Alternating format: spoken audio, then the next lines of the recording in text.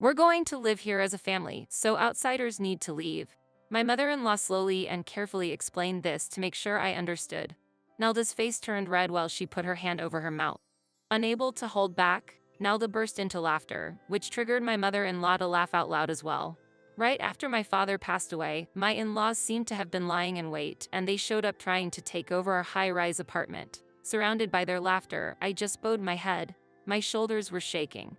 Perhaps feeling pity for me, Brad spoke words of comfort. Don't be so down. I let you be by your father's side, so you should have no regrets. Now it's my turn to do the same. Why don't you go visit Helen? Though, I'm not sure if she will be okay with it. I shook my shoulders, holding back my tears. But I couldn't bear it anymore. Suddenly, I lifted my face and started laughing loudly. Ahahaha. I wiped the tears from the corner of my eyes. Do as you please. I've already contacted the lawyer. It's arrogant to emphasize that I did my filial duty. Thinking that they were enjoying themselves behind our backs, deceiving me and my father, anger welled up within me. I was determined to spoil their plans of joy following my father's death. I am Michelle White, 53 years old. My only daughter, Helen, graduated from university this year and started working. I thought I'd be more at ease after finishing raising her, but I'm still worried about Helen, who lives alone in the city. It has been 6 months since she started her job, but she hasn't come home even once. I wonder if Helen is eating properly, I blurted out during dinner with my husband. Tonight's menu was meat and potatoes, Helen's favorite. Eating that, I couldn't help but think of her face. She just started her job, so I know she's busy, but that's exactly why I want to make nutritious meals for her. Brad was right in front of me, but he didn't even glance my way. He clutched his smartphone in his left hand, staring at it while eating. He wasn't focused on the meal, spilling the broth on the table and making unpleasant chewing noises. Brad, are you listening? Brad gave no response. It seemed like my voice never reached his ears, and the concerns I had once again felt like mere monologues, shutting my anxious feelings in. When was the last time Brad and I had a proper conversation? I never thought we would become a couple so lacking in communication when we got married. I met Brad 23 years ago. A friend introduced him to me just before I turned 30. Brad was well educated and worked for a major company, which made me nervous, but I was immediately taken by his kind, confident smile. It seemed he liked me too, and we started dating. He always planned dates at sophisticated cafes and romantic spots featured in fashion magazines, escorting me each time.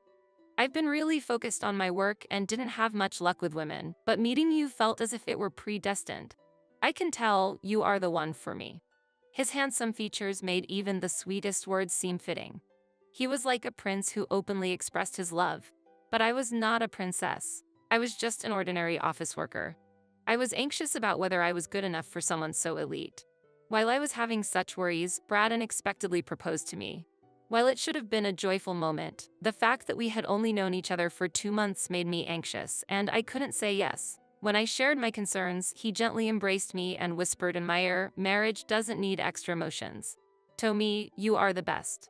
So we got married, and I felt like the happiest woman in the world. That was until the day after our wedding when our new married life began. "Michelle, are you really going to feed me this?" Brad said coldly as he looked at me, setting the breakfast on the table. His face was very cold, and he clearly seemed in a bad mood, though I couldn't understand why.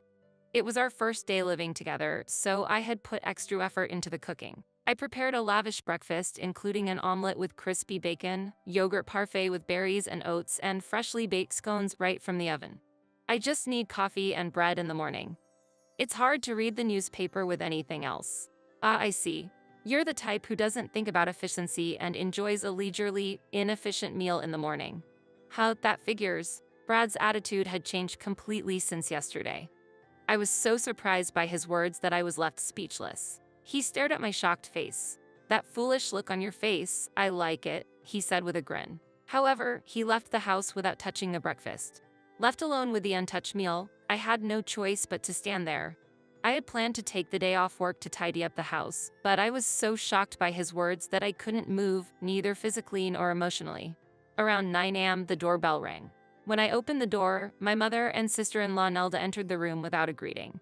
Michelle, it seems you tried to impress Brad with your cooking this morning, but that was futile. Brad is not a simple man who can be manipulated with food," my mother-in-law continued without pausing for breath. Brad always eats bread at home and goes to work as usual. It's unfortunate for him, especially so early in the marriage. Nelda grimaced as if enjoying the situation. It seemed Brad had stopped by his parents' house before going to work this morning. A minor misunderstanding between us had been exposed to his family, and I felt embarrassed. Nelda looked around the room and sighed dramatically. Mom, look, there are still moving boxes in the corner of the room. Michelle is really sloppy, isn't she? Oh, I was just about to clean those up, I replied desperately, but my mother-in-law immediately dismissed it. No excuses. Look, you're just an ordinary office worker who is all talk and no action. You're not a good match for Brad, not at all. You should be grateful that he accepted someone like you. My mother-in-law sat down. Now, make some tea. You should at least be able to serve tea without being told, she hurried me. I quickly made the tea and offered it to them. After taking a sip, my mother-in-law snorted with laughter. This is terrible. The tea is too weak. For someone who works as an office worker serving tea, this is quite poor. Both my mother-in-law and Nelda slurped their scalding tea noisily. I wonder if Brad is truly satisfied with such a girl. Well, maybe that's just what you get from a daughter-in-law. Brad does like you, Michelle. Despite their insinuating comments, I couldn't find the courage to speak up in front of my husband's family. Nelda lived at home. She was single and surrounded herself with idle merchandise. She wasn't even a regular office worker like me, and she even recently quit her part-time job at a supermarket. Despite being hurt by her remarks, I had no room to argue. I had hoped for a sweet newlywed life, but my husband scorned me, and my mother-in-law and Nelda often made snide remarks. This was not the life I had hoped for. I couldn't consider divorce right after getting married. Half a year later, while I was troubled, I became pregnant and eventually gave birth to Helen. The blatant nastiness from my in-laws decreased. It wasn't because they were too cruel to berate a mother in front of a young child. Rather, it was because Nelda became obsessed with the popular Korean wave. My mother-in-law also became busy with watching TV dramas from morning to night and going on pilgrimages to drama sites together. As a result, they showed less interest in me and my daughter. It's sad that Helen didn't feel her grandmother's love, but maintaining a proper distance had somehow kept our household calm. Brad seemed satisfied as long as I fully understood and supported his pace of life.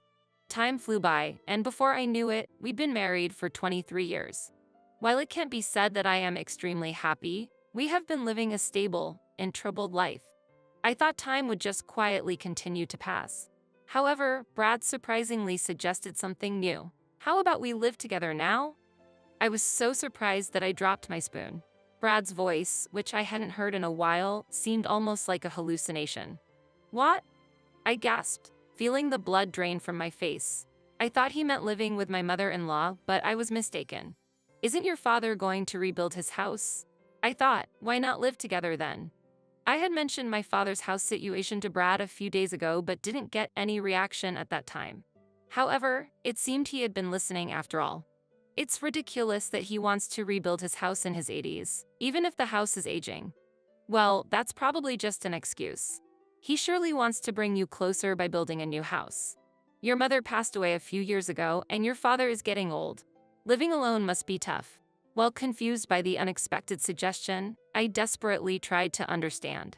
But you know, I'd prefer to live in an apartment, not a detached house. It's us who are going to be living there long-term, not your father, so I hope this bit of selfishness can be excused in exchange for living together. Without mocking my stunned silence, Brad continued in a gentle tone. Also, I'm worried about you, Michelle. You worry too much about Helen. Now that you're finally free from childcare, it's time to start the second phase of your life. Changing environments will help refresh your mood. Thank you, Brad. Although he might seem aloof, he had been considering my feelings. Tears welled up in my eyes. I immediately talked to my father about moving in together, and he was very happy and couldn't thank Brad enough. Once the decision was made, Brad acted quickly, as if he had been eyeing it from the start, and contracted a new high-rise apartment. Even though Brad works at a major company, going for a high-rise apartment was surprising. I only receive a monthly allowance for living expenses and am not familiar with our savings, but when I checked the market price of the apartment, my head started to spin. Now that Helen is independent, I don't feel like living in a family-type apartment anymore. I want to start the second phase of my life. Since it's going to be our last home, I think it's okay to indulge a little. It seemed my father had already agreed and plans had been moving forward without my knowledge. Although I felt a bit anxious, living in the high-rise apartment was actually very comfortable. This beautiful new home was supposed to be the start of a fulfilling second phase of my life. However, my relationship with Brad gradually deteriorated. There was some conversation until the purchase of the new home, but afterwards, the previous silence returned. Additionally, his overtime and business trips increased, and he barely came home. May Brad can't relax at home because my father is there? My father looked sad and seemed to have lost his energy, confining himself to the small space.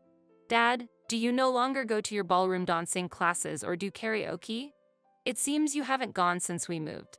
I've decided to quit. Why? Well, it's fine. I get to spend time with you. That's enough for me. My father lost his hobbies and he seemed to have aged rapidly. Even when I encouraged him to go out, he oddly only went for walks late at night. Then, just a year after we started living together, my father was rushed to the hospital due to an illness.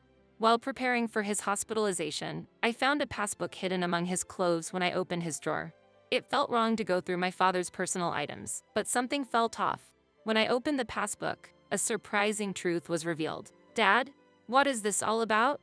I rushed to the hospital and confronted my father directly. However, he just smiled. Spending time with Michelle was the greatest happiness for me. I'm grateful to Brad for that. But actually, there's something about him. My father's words shocked me, and I couldn't hide my disturbance. Quietly, my father took my hand in his. And a few days later, my father passed away quietly. When I contacted Brad, he responded with a bright tone. Oh, that was quicker than I thought. Afterwards, a disaster that seemed to cut through my grief struck. As I was looking for a photo for the memorial service at home, the front door opened. I thought it was Brad returning, but I heard several footsteps. Can we put these boxes here? The newcomers were movers, carrying cardboard boxes. Behind them appeared my mother-in-law. Oh, Michelle, you're here too? Nelda and Brad were with her. As box after box was brought in, I asked in astonishment, what are these boxes for? Can't you see? A tea-serving office lady seems to lack insight. Nelda and I are moving in. My mother-in-law answered nonchalantly. She and Nelda exchanged glances and laughed together. Nelda added pointedly, we express our condolences. Yes, our condolences. Now, could you please leave? As I stood bewildered, Brad, who had been silent, suddenly laughed. Michelle doesn't get it, explain it to her in simpler terms. Then, my mother-in-law began to explain slowly. We're going to live here as a family, so outsiders need to leave. She slowly and carefully explained this to make sure I understood. Nelda's face turned red while she put her hand over her mouth. Unable to hold back, Nelda burst into laughter, which triggered my mother-in-law to laugh out loud as well. Now that the troublesome old man is gone, this house belongs to us. Their laughter echoed through the home that had once promised a new chapter in my life, now turning into a scene of betrayal and loss. Surrounded by the laughter of my mother-in-law and her company, I bowed my head as my shoulders were shaking. Perhaps feeling pity for me, Brad offered some words of comfort. Don't be so down. I let you be by your father's side, so you should have no regrets. Now it's my turn to do the same. Why don't you go visit Helen? Though, I'm not sure if she will be okay with it. I was shaking, holding back tears, but I couldn't bear it anymore. Suddenly, I lifted my face and started laughing loudly. Ahahaha. I wiped the tears from the corners of my eyes. Please do as you like. I've already contacted a lawyer. Brad and the others twisted their faces in surprise. Has she gone mad? How creepy. Ignoring their reactions, I left the house. Their presumption of doing me a favor by allowing me to fulfill my filial duties was offensive. Thinking that they had been enjoying themselves behind our backs, deceiving both me and my father, anger welled up within me. I was determined to spoil their plans of joy following my father's death. For the time being, I put them aside and made sure my father's funeral went smoothly without any disturbances. Of course, none of Brad's family attended. After successfully sending off my father, my revenge began. I did not return home but stayed in a business hotel. Then, on the following Sunday, I went back to the high-rise apartment, my resolve firm. Using the keys I had, I unlocked the entrance and led many relatives into the apartment. Nelda, dressed in casual home clothes, let out a shriek of surprise. Yikes, was her ugly cry. Brad and my mother-in-law frowned in astonishment. The relatives I brought with me quickly began packing items from the room into boxes. I'm here to organize some belongings, I announced as I entered. Initially, my mother-in-law responded with a nod, but her demeanor quickly changed, snapping, "Why suddenly? This is absurd. It's absurd? But you and Nelda moved in here suddenly without a word to me, didn't you?" I retorted. While my mother-in-law and Nelda were both angered and shaken, Brad quickly caught on. "Hey, don't touch our things," he shouted at the relatives who had begun to pack not just my personal items but also the furniture and appliances. Temporarily confused, my relatives halted their packing, but I urged them to continue. "Don't worry, these are my belongings, please take them to the new house. And their stuff to the storage unit," I directed them. My relatives nodded and continued to pack everything in the room. "What are you doing without permission?" Brad exclaimed. "Without permission? Isn't that exactly what you did?" I snapped back. As my relatives moved back and forth, a man in a suit appeared. "This gentleman is here from a real estate agency to appraise the property today." I introduced him. "Appraisal?" Brad reacted in shock, too bewildered even to accept the business card offered to him. "Yes, can't you see? Think about it a little, Brad. I'm planning to put this apartment on the market." Brad, my mother-in-law, and Nelda were all wide-eyed with surprise. Unable to hold back, I laughed aloud at their dumbfounded expressions. "Why are you surprised? This house was purchased by my father and you all have no right to live here." Meanwhile, my mother-in-law, in a panic, insisted, "What do you mean? Wasn't it just that Michelle's father helped with the down payment?" Pressing Brad for answers. It seemed she was under the misconception that my father had only contributed a small amount of money. Brad remained silent. As the room quieted down, I explained the situation. I truly appreciated Brad suggesting that we live with my father, but it turns out he was just after my father's assets. In reality, Brad had persuaded my father to buy the apartment without my knowledge, and that was the hidden condition of our cohabitation. My father had exhausted his savings to purchase the apartment. What's the problem? It's smarter for us to buy the apartment than for an elderly person to rebuild a house unnecessarily. It's a wise investment. In the end, Michelle did her filial duty, so no complaints are needed. Indeed. I am thankful for the time I spent with my father. See, Brad's confidence was revolting. Remembering my father's bank account pained me. Initially, it was emptied for the apartment purchase, and thereafter, as soon as the pension came in, it was immediately withdrawn. My father's decreased enjoyment of his hobbies was because he no longer had the financial freedom. Not only the savings, but you were also withdrawing the pension as living expenses. How greedy can you get? Unable to bear my direct gaze, Brad looked away. However, now I'm glad that my father bought this place. As his only daughter, I inherit this home and can put it on the market right away. It would have been troublesome if you had contributed even $10,000 to make it a joint ownership. So, what was that about outsiders should leave? Don't make me laugh. You're the ones who need to leave this house. To cover Brad's embarrassed face, my mother-in-law stepped forward. Yes, sorry. It was really wrong of us. My son has caused trouble. Is that enough? We're sorry for using your beloved father-in-law's money. But he's passed away. Why blame Brad for something a deceased person was involved in? Michelle, you really are persistent. My mother-in-law had completely shifted gears, realizing the direness of the situation while Nelda approached me. Who said you are an outsider? Stop this ridiculous joke. We are family. We came because we thought you'd be lonely after your father-in-law's death. Why don't we live together nicely? The audacity of them acting like family after trying to drive me out was beyond infuriating. I don't even feel angry anymore. Brad, what do you think? Am I an outsider? Are you thinking of divorce? Brad answered in almost an inaudible voice.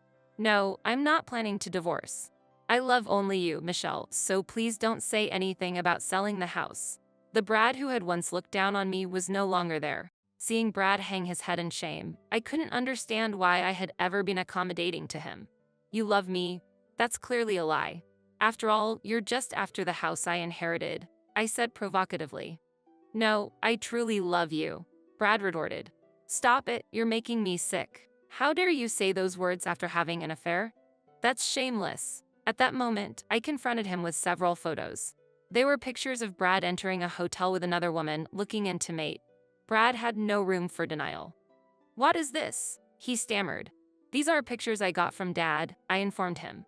From that old fool. Brad hadn't been coming home and was just demanding money. Dad was suspicious all along. I was shocked because I hadn't doubted you. When you spend a lot of time with someone, you don't notice the abnormalities. I don't know how long you've been cheating, but I feel like all the time I spent with you was wasted. It really hurts. My father, unfamiliar with using his mobile phone's camera, had taken several photos of Brad's infidelity. He had debated whether to tell me, but had collected evidence during his supposed night walks. Just before he died, he told me about the infidelity along with the financial issues. Let's get a divorce, I initiated. But Michelle, Brad tried to interject, but I cut him off. Do you think you have a choice? Brad clenched his teeth. My mother-in-law clung to Brad's arm, whispering accusations. This isn't what we planned. We thought Michelle was just a simple office lady that we could easily manipulate. Confirming that I was chosen as a marital partner as merely a housekeeper and understanding why Brad's attitude cooled after the marriage. It turned out that the father of the so-called housekeeper was financially well off, seen as useful, and exploited similarly. An office lady should be obedient. Why are you resisting?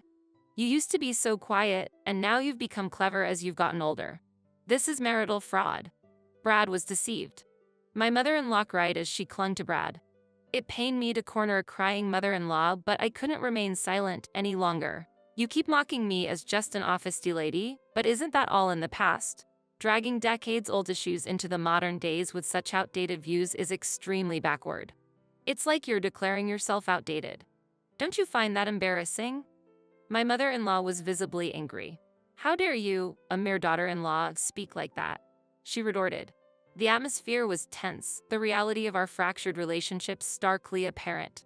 The house, once a symbol of familial unity and potential prosperity, had become an arena of betrayal and exposed secrets, underscoring the vast gulf of misunderstanding and manipulation that had underpinned what I once believed was a loving relationship. Brad, with tears in his eyes, raised his voice in defiance.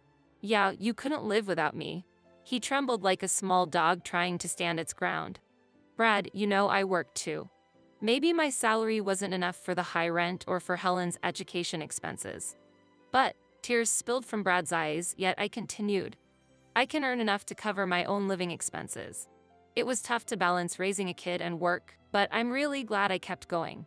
Thank you for everything, Brad. Goodbye. My mother-in-law glared at me with fury, but as Nelda tried to intervene, my mother-in-law ignored her and screamed her true feelings. A daughter-in-law doesn't need judgment or money. Being stupid is enough. Her voice echoed in the now empty room, stripped of furniture. Nelda collapsed to the floor. Brad looked up to the heavens.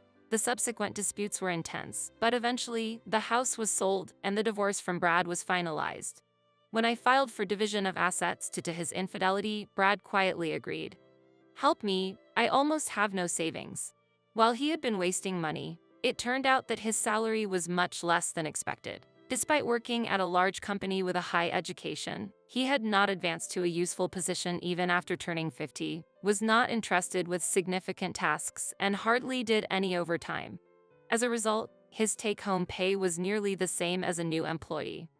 Of course, his claims of being away on business or working overtime were lies. He was actually having an affair. That's why he broke down whenever we talked about money. What exactly had Brad been doing at his job? The thought that he might have been doing nothing more than making copies and serving tea was almost laughable. I made sure to receive a substantial amount in division of assets from Brad without mercy. Just when everything seemed settled and I felt relieved, only 3 months after the divorce, Brad reached out to me, suggesting we get back together, which made me shiver. Michelle, won't you start over with me from the beginning? Previously, Brad had been proud of his job, but after our divorce, he moved into a cheap 2-room apartment with his mother and Nelda. The reality of his situation and his attempt at reconciliation felt both pitiful and infuriating. My journey had brought me too far to consider turning back to a man who had revealed himself so thoroughly. Brad's unexpectedly low salary shocked his mother, who had been counting on his high income. After several loud arguments in their thin-walled apartment, Brad left his mother and Nelda behind. Feeling mismatched with his company's expectations, he resigned from his job, despite deciding to start a new life with his affair partner. Once his financial instability became apparent, he was abandoned and eventually returned to me. Seeing Brad completely misunderstand his own situation was disheartening. When I demanded property division from his affair partner, she was furious, accusing Brad of being with her for money, yet there was never any future in their relationship. I cannot possibly get back together with you. I firmly refused him. Brad left, deeply hurt, but the problems didn't stop there. We have no money. Please, can you help us? Or at least lend us some? Brad's mother and Nelda pleaded with me. It seemed Brad had returned to his mother's side. Despite claiming to be an elite, he spent his nights living lavishly in the city, quickly accumulating debt which he seemed to ignore. With no choice left, his mother and Nelda began working part-time jobs, though it seemed to have little effect. I don't have money to lend to others, I told them. In a normal family, I might have considered helping them in times of trouble, but they had unmistakably treated me as an outsider. I had spent too long playing the role of the good daughter-in-law. Since the divorce, I've relished a life without obligations to anyone. Moreover, my small apartment, where I now live alone, isn't lonely because Helen frequently visits. It's a stark contrast to a home with a grandiose father and a somber mother. Mom, you've really changed, Helen noted. Yes, perhaps Grandpa protected me in his way, giving me the courage to change, I said as I handed her freshly made meat and potatoes, her eyes lighting up with joy. I'm so happy. I love your meat and potatoes. Helen savored a bite, her eyes narrowing in contentment. This new chapter of my life, free from the shadows of manipulation and deceit, filled me with a profound sense of peace and autonomy. The sense of happiness that comes from being cherished by someone fills my heart, even giving me a sense of purpose in life.